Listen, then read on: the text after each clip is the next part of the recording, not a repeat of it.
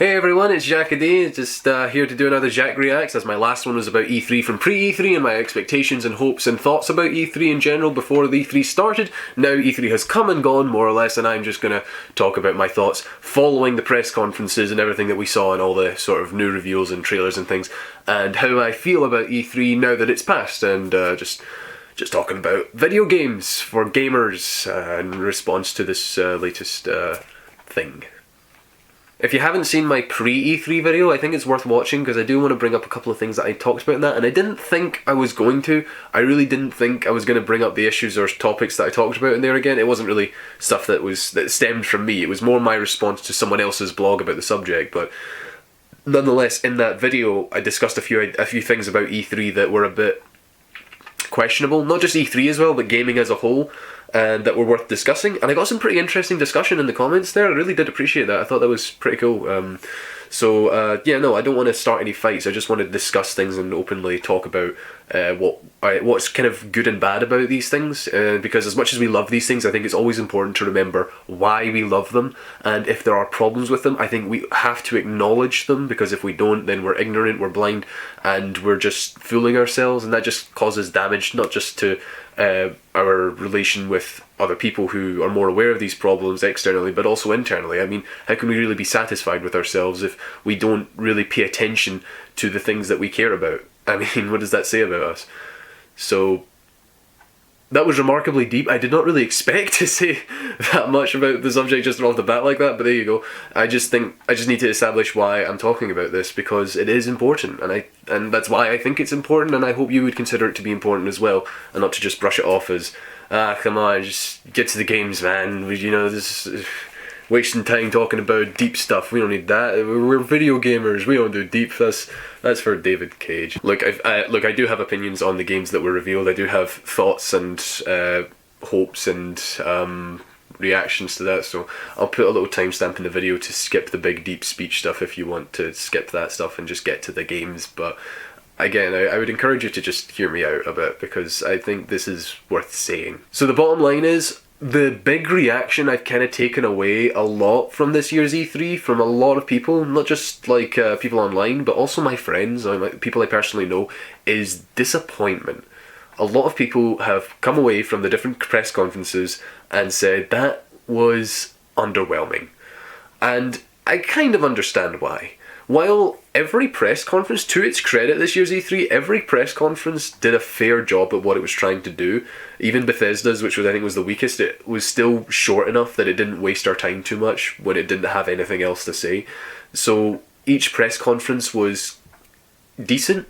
Each press conference did its job, and each press conference, particularly Microsoft's, Sony's, EA's, even EA's, but particularly Ubisoft was quite surprisingly good at this as well, and Nintendo. Everyone just showed trailer after trailer after trailer. We got a lineup of games, and that was kind of it. You know, they didn't waffle too much. We didn't get too much cringe this year. We actually had a fair amount of fun, but it was also to the point and more direct than previous year's E3s, which is quite good.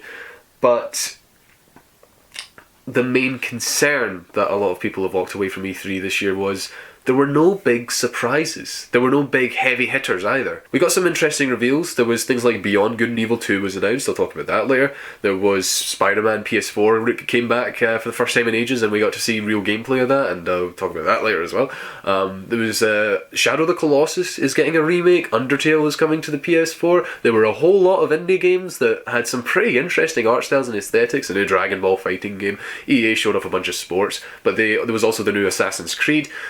There was all these games, lots of stuff, lots of content. I mean, you can't really walk away without having something in that lineup of games that you're at least mildly interested in. There was just a very strong lineup, and each press conference did a good job at displaying all that stuff to us. But in spite of that, there were no massive reveals. There were no really big games that pretty much everybody is interested in. There were no massive debuts. There was a game called, I think it was Ashen, was it? I can't remember. It was a game that was sort of shown briefly at EA's conference, but was then shown in more detail at Microsoft's, which looked pretty good. And I think it's made by the Mass Effect team, so that's pretty promising. But yeah, for the most part, there wasn't really anything grabbing, nothing eye-catching, nothing that makes you say, okay, this is the moment that defines E3 2017. And as someone who is personally looking really forward to the Final Fantasy VII Remake and hoping to see it there, even though I'm pretty sure I heard beforehand that it wasn't going to be there, I was still hoping, and to not see it there, like, yeah, I feel that kind of disappointment, and I understand that disappointment. But the question I want to ask you guys is this disappointment justified? Because at the end of the day, we got a lot of good stuff. There was really nothing wrong with these press conferences. Genuinely, like, I mean, people complain about Bethesda's because they mostly focused on paid mods and we didn't get that much stuff from them apart from that. So there's a bit of dissent there, which I kind of understand, but as far as every other press conference goes, all we got was a good lineup of good games. And if that's a bad thing to you, I mean, what's a good thing? What do you need? What do you need to be satisfied? When will you be satisfied? See, this is what I was talking about when I said I might go back to some of the stuff I said in my pre-E3 video, which is that the way we're marketed to as gamers, it's like we're constantly being told to go for the new thing, go for the next thing. And that's not something that's exclusive to games. I mean, goodness knows, what's the difference between the iPhone 7 and the iPhone, like, A6, I don't know. No, a lot of companies, for a lot of products, for a lot of even film sequels, like, we just get a lot of the same stuff shoved down our throats again and again, but every time it's constantly trying to encourage people to go out and do it, go out and get that, go out and be involved in what's new, what's current. Don't bother with the old stuff, let's focus on now, let's spend your money on us as much as possible. It's just basic industry, I get it. It's just basic economy, I suppose, rather, I don't know my words. So I know that companies have a need to encourage people to buy their products, because if they don't, they go out of business, and that's kind of what the companies exist to do, to keep people purchasing. But at the same time, I think at least us personally, as people, introspectively, we should reflect on what we're being told, what we're being sold, and how much we actually care about it, or how much we should care about it. Maybe I'm going a little over your head here, I don't know. I just think that there is a terrible mentality in gamers and gaming that enough is never enough. And I think this year's E3 is further proof of that, especially with some of the reactions that we've had from a lot of people. For some people, they saw one trailer for one particular thing and they walked away going, yes, that made my E3, I'm satisfied. For those people, I commend you, and I don't really have anything to say to you, but for a lot of people who walked away saying that wasn't enough, I mean, we should have had more. That was disappointing. I just have to wonder, what more did you expect? I think we just need to slow down a bit, you know? I feel like I'm repeating myself, so let me make a big point here. Gaming is huge. If you're a gamer, and if you're anything like me, then I expect there is a huge library of games that already exists. Games that aren't, coming out or coming soon. There are hundreds of games that already exist that you either want to buy or have already bought but not played. I myself have tons of games in my Steam library and the PlayStation Store, just both PlayStations. You will have, if you're a gamer, you probably will have at least 1 or 2 or 3 or 10 games that you haven't played yet, but you have them because you want to play them, but you haven't played them yet because you're too busy playing other games. And in the midst of that, you're also focused on playing new games that are yet to come out. You're also focused on getting excitement ramped up for that. And I'm not saying you shouldn't. These are really cool games. These are really good looking new games. I'm very excited for Shadow of War. I'm very excited for Spider-Man, PS4. And, that's great, but you have enough. You already have tons of games that you haven't played yet. You might even have tons of games, or even at least a few games, that you are in the middle of and haven't finished. Maybe you dropped it because you were bored, but maybe you dropped it because you just moved on to other things and forgot to get back to it. Maybe you still want to finish it, but you just haven't got around to it yet. It's the case for me with so many games, and I know there are going to be tons of other people who are in that same situation, because I know people that are like that, because it's a very common thing amongst gamers. We just do that. We have tons of games that are already out, tons of games that we already have, and somehow they're still not enough for us. Somehow we see an E3 like this, which has probably at least one game that you could see and go, yeah, I kind of want to buy that, I kind of think I might get into that, and that's not enough for you. How is that not enough for you? Why is that not enough for you? So again, I ask, is this feeling of disappointment justified? Are we not being a bit entitled by demanding more after receiving that much in the face of what we already have? Believe me, any game you want, there's gonna be something out there that already exists that does at least part of what you want. There's just no reason to demand more like this. Seriously, if games just stopped coming out for like an entire year, if the industry paused for an entire year and nothing came out, I wouldn't mind, I wouldn't care, because there's already tons of games that I not only have, but haven't got yet, that I want to play and would play over the course of that year, and I'd probably still not be done by the time the year was done. We're never going to catch up. It's the same with a lot of TV shows and movies. There's just loads of things that you're never going to really keep up with as much as you want to. So many things that will interest you, so many things that will work for you, but you'll never get to see them all. Because the industry's constantly moving, because games are constantly coming out, because if you want to try and play everything that you ever want to play, everything that you ever have an interest in, you have already failed. And that sucks. It really does suck, but it's understandable, because there are so many talented creators out there creating so many good games, and you can't tell them to stop to suit the consumer base. That can't happen. You kind of wish it could, you kind of wish time could stand still and it would give us the time to appreciate these things, but it doesn't. And because it doesn't, people keep moving with the industry and people keep demanding more and more, even when they don't need to.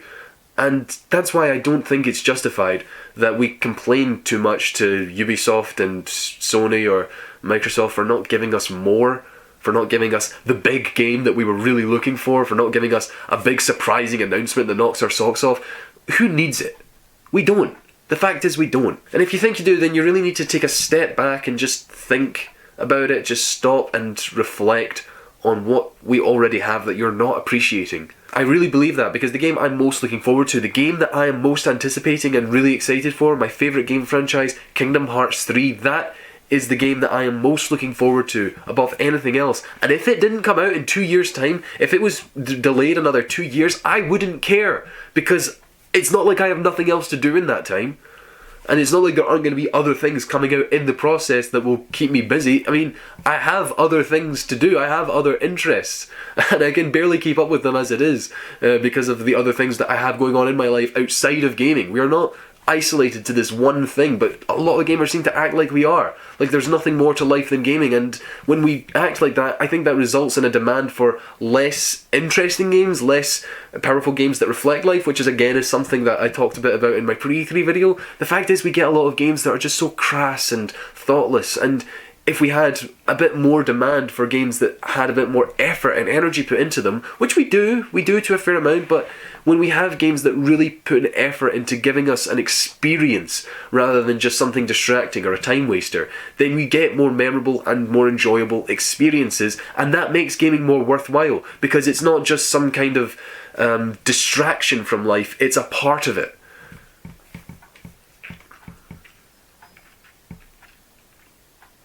This is more of a Xack rant, isn't it? Not much of a reaction as much of a rant. And I don't mean to rant. I don't mean to try and condescend or tell you what to think. I don't want to. I'm not trying to.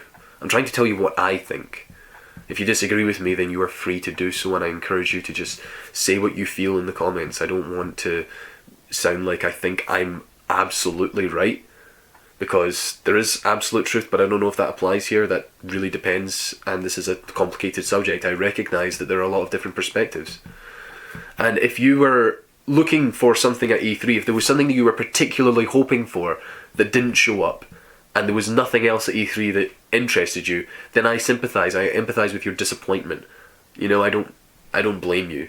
I don't think that's wrong. But you have to just also consider that when you want this much, then you kind of have to wonder, will there ever be a point where you have enough? Will there ever be a point where you'll be totally content? Because if there's not, isn't that a problem? That's my big concern with not just E3 but gaming as a whole, and I just want to put that out there to all of you when it comes to the gaming industry. Don't let yourself get sucked into this black hole of spending. Just let yourself take some time to enjoy games. Because wanting, I think, you know, it's like It's like there's an expression that anticipating something is better than actually receiving it. But I think if we operate on that mentality too much, then we'll never appreciate it when we have it. And I don't think that's right.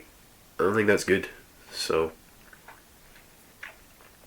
that's kind of where I stand on the matter anyway, and I just wanted to put that out there to make you think, if nothing else. I just want you to consider this. You don't have to agree with it, but as long as you consider it, as long as you think about it, as long as you think about where you personally stand on the matter, and as long as you're respectful with your opinions and what you think about the matter, then that's cool. I don't want to be I'm repeating myself again. I ramble, so I do. So anyway, now that hard stuff is out of the way, why don't we talk about the games that were there and my opinions on them and what I personally thought about what games were shown and what were interesting to me. I think one of the biggest reveals that was there for a lot of people was Beyond Good and Evil 2, and I want to talk about it for a bit just because I have to share my personal experience with it, and I do apologise to you out there, you know who you are if you're watching this, for sharing this, but it has to be shared because it's kind of entertaining, but I think it also kind of might help people get an appreciation for what your problems with this were. But yes, one particular friend I was with was in the room when Beyond Good and Evil 2 was announced. I got to put this out there. I've never played Beyond Good and Evil, not yet anyway. It's one of those many games that I have but haven't played yet. And but it's something that I do want to play. I've heard a fair bit about it. And I have one particular friend who's very devoted to it. He's been a fan of it for a very long time, and every E3 he's constantly hoping, oh man, maybe we'll see Beyond Good and Evil 2. Maybe we'll see Beyond Good and Evil 2. Well, now we got Beyond Good and Evil 2. We got a trailer for it, we got an announcement of it. Beyond Good and Evil 2 is now coming out. It's a thing. And for those who don't know, Beyond Good and Evil 1 ended on a cliffhanger. And it came out 14 years ago, I believe. This is just what I understand, second-hand knowledge here, but yeah. It also had some very lovable characters. Was also about, I think, a 7+ in age rating, something like that. Had some very lovable characters, and just a good story, but it ended on a cliffhanger, and we haven't had a sequel in all this time. There was an announcement for one about 10 years ago, nearly, not quite, but nearly, and yet nothing ever came of it. And so many Beyond Good and Evil fans have been waiting for so long without getting anything. So when Beyond Good and Evil 2 was announced, my friend flipped. He got so excited. He's been excited for this for so long.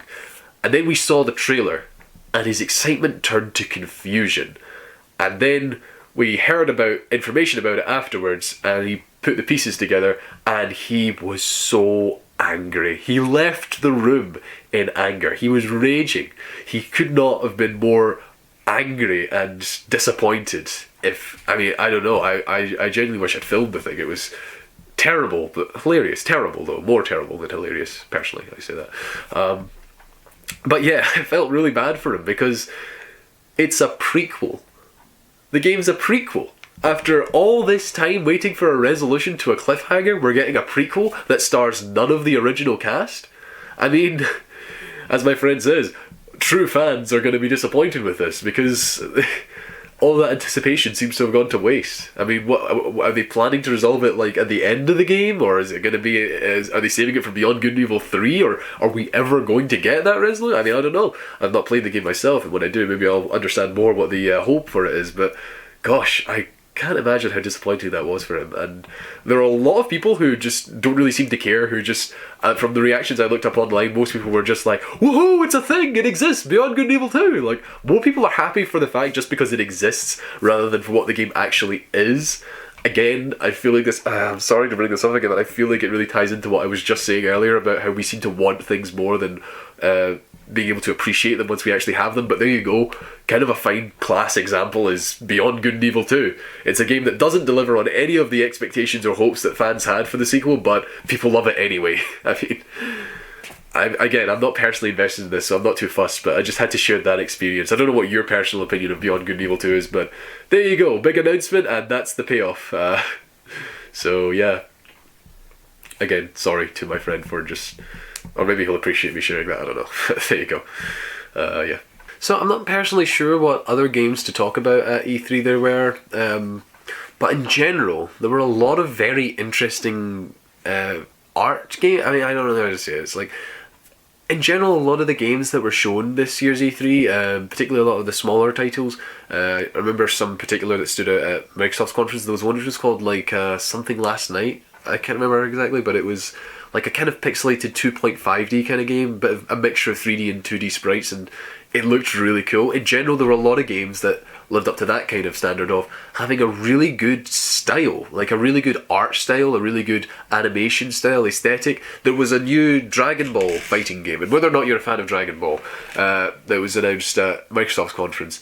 The art style and animation of that, it's like this. It's cell shaded. They're still cell shaded models, I'm pretty sure, but you can hardly tell. They almost look like just the actual anime drawings from the actual anime come to life in a fighting game. They actually kind of look like sprites. They're beautiful though. The entire game looks beautiful, and when you see the characters fighting in that game, the frame rate is a little bit choppier, and as a result, it kind of makes them look more like the animation of the anime, which is a bit slower. But yeah, it's more of an authentic geeky feel that they're trying to go for here. But it looks really good. It looks like the actual animations from the show, and it's like in Wreck-It Ralph when the animators decided to animate some 8-bit characters to be more 8-bit in movement. It's like they're deliberately animating badly in a way, but they're also doing it deliberately, so it's really good.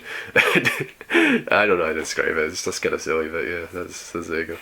But yeah, a lot of games seem to be going for a sort of interesting kind of art style, aesthetic kind of look, rather than just focusing on being as realistic as possible, trying to be a realistic gun game, shooter game.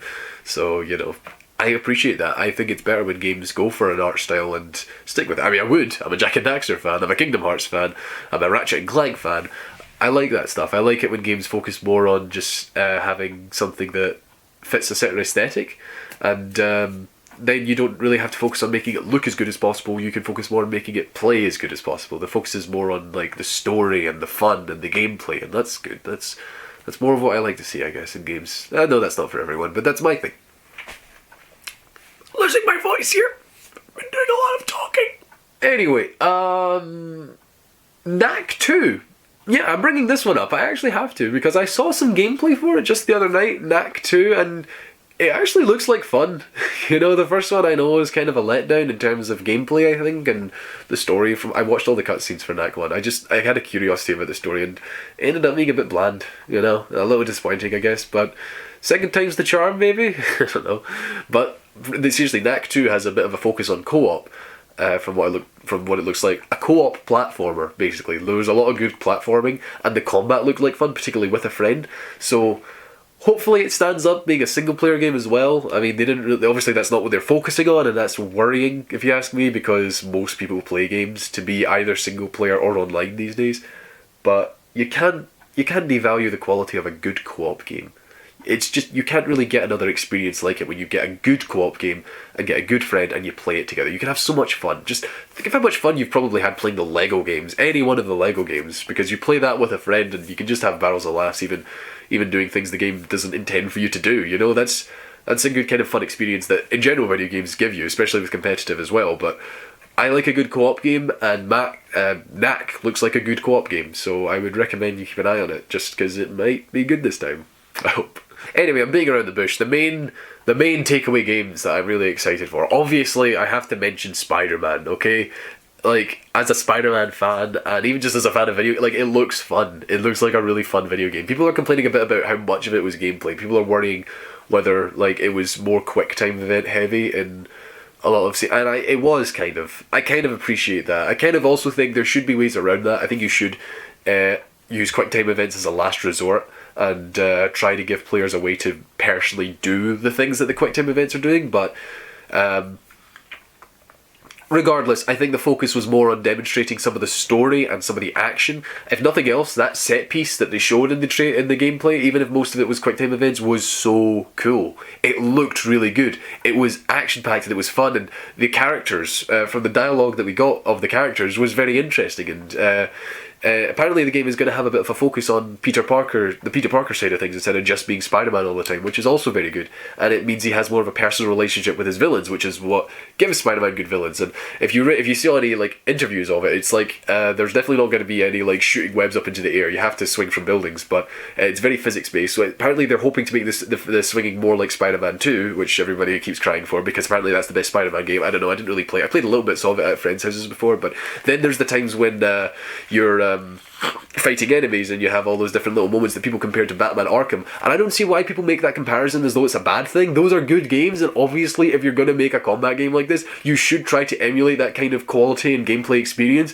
because it's good. And if nothing else, Spider-Man does stand out as being his own character, his own fighter in this. It's not like they're just ripping off Batman's exact moveset or anything. The way he flips around the place, you can see his spider sense at work when you're fighting, so it looks like it's got a good angle for how you battle enemies. And some of the little things he did, like he webs up a guy and makes him punch himself in the face, like that's funny. They actually put that stuff into the general animations of combat. And Peter has his own little quips, like when he smacks someone with a crane and he says you should have worn a helmet to himself. Like there's going to be a little context sensitive like quips that he makes that just makes him feel more like Spider-Man, because everybody loves a good one-liner and Spider-Man's full of them. That's part of why people love him so much. So like really there's just no downside to a lot of the different stuff that we saw from the actual game itself.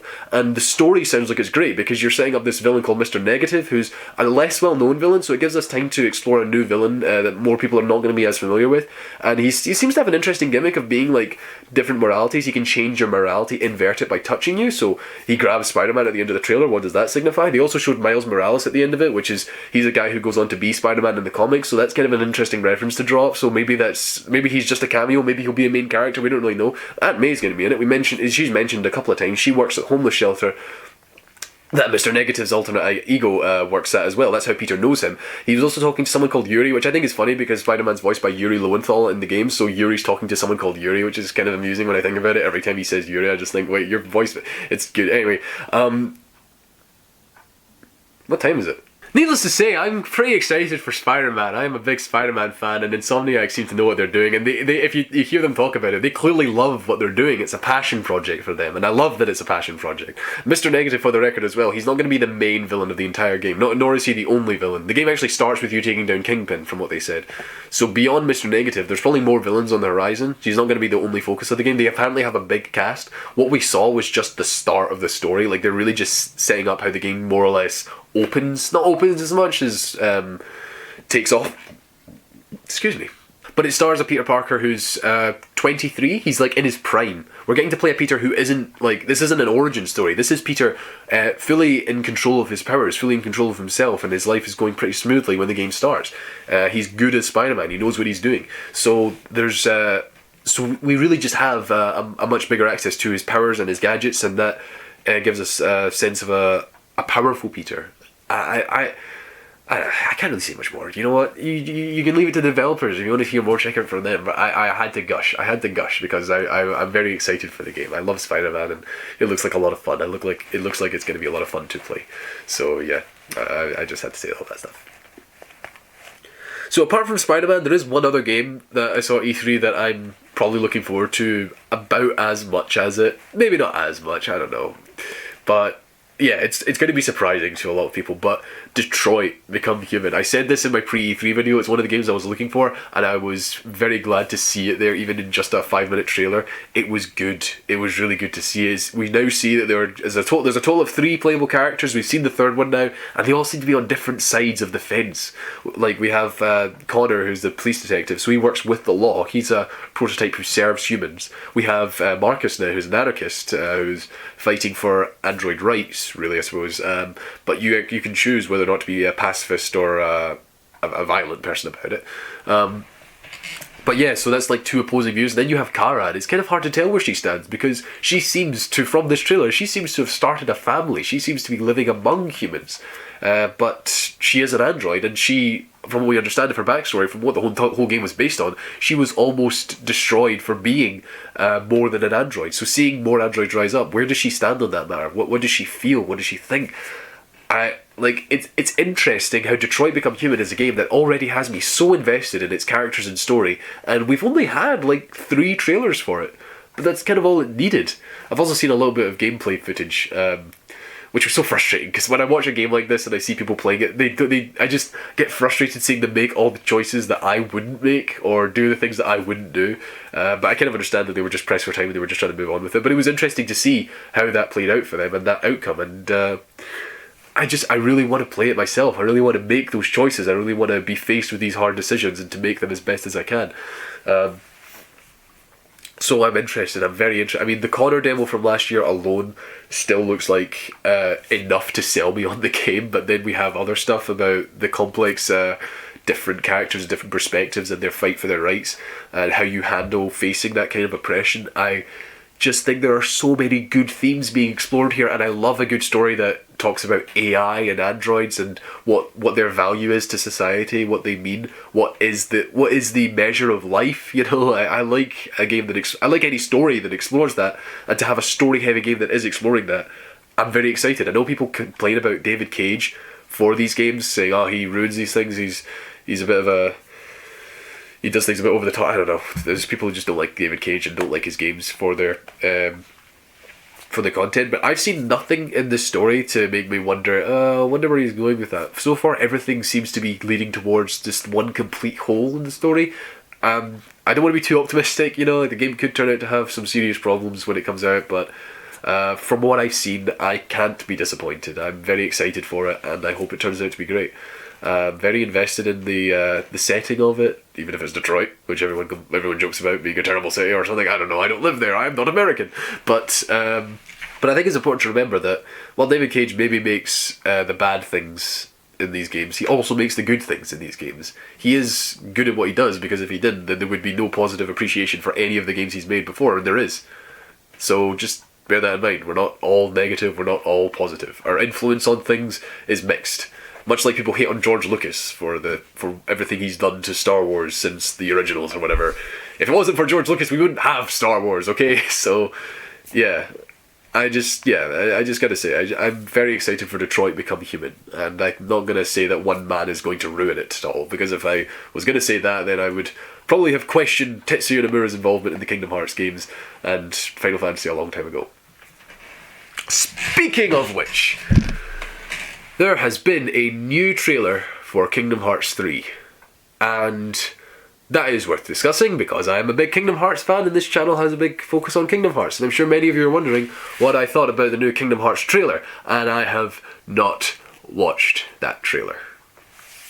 Yes, Kingdom Hearts 3 released a new trailer this E3. It wasn't in any press conference, which would have blown the socks off a few people, I suppose, but we have got a new trailer now. There is a new trailer for Kingdom Hearts 3. If you want to see that, then you go see that if you've not seen it yet, but I am not going to see it. I have not seen it, and I am not going to. I am officially, as of the day that that trailer came out, started my Kingdom Hearts news blackout. So from now until Kingdom Hearts 3 comes out in the distant future, I will not ever keep up with any Kingdom Hearts trailers, news, or screenshots, or interviews, or anything. No new Kingdom Hearts information will come to me until Kingdom Hearts 3 comes out. Except I'm sure the release date. I'm sure someone will eventually tell me what that is when it is eventually announced. But for the time being, I'm keeping my distance.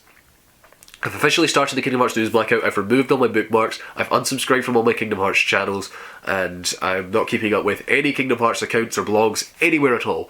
I am just staying away from all Kingdom Hearts stuff so that I don't see or hear anything about Kingdom Hearts 3 until it comes out, because that is a game that I am so invested in that it is a day one buy. It is a guaranteed insta buy. I'm just that invested in the series. I love it that much, so when it comes out, I'm definitely going to buy it. And there's just no two ways about it. So I have no need to watch the trailers, and in watching the trailers, I'm only going to spoil stuff that would otherwise be better seen firsthand in the game itself. I know some people don't mind that so much because you watch the trailers and you feel that excitement, you feel the reaction you're going to have to it anyway when you watch the trailers, so you get that experience either way, but I think it would make the game a more complete package, a more complete experience to experience that stuff firsthand in the game, which is why I'm going to do a news blackout, and I'm not going to keep up with any more information of the game as it comes out. So that's my plan. I'm going to stick to it, and it's already started, so yeah, no more Kingdom Hearts information from me, but I will still keep making Kingdom Hearts videos. I still have a couple of Kingdom Hearts videos to make, but they'll only be on existing games in the franchise. I'm still going to play those games. It's not like I'm going to ignore Kingdom Hearts entirely, but Kingdom Hearts 3, I will no longer be watching any news or information about. That's all there is for me to say and to see. So I've not seen the trailer, but I have heard that it's very good. And from what I saw of the thumbnails of those trailers, which I tried very hard not to look at, but I did a little bit anyway, the art style looks good. It looks like they're kind of improving the models and things and the lighting.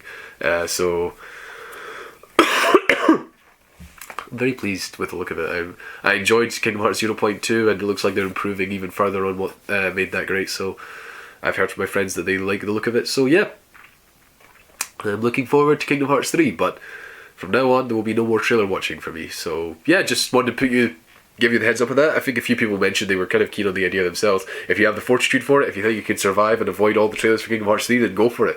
Avoid all the trailers for anything that you're going to see anyway. I mean, any movie trailers, don't watch them. They spoil stuff. They always do. Not always, but still, you should probably, not watch them if it's something. I mean, I have not watched the Spider-Man Homecoming trailers, and I've heard that they're kind of spoilery, so I feel like I dodged a bullet there. Anyway, the point is, that is my video, and I have done talking about this because my throat is dying, but I had fun talking about that last bit, even if I didn't have so much fun talking about the first bit, but I had to because it was important and it was necessary.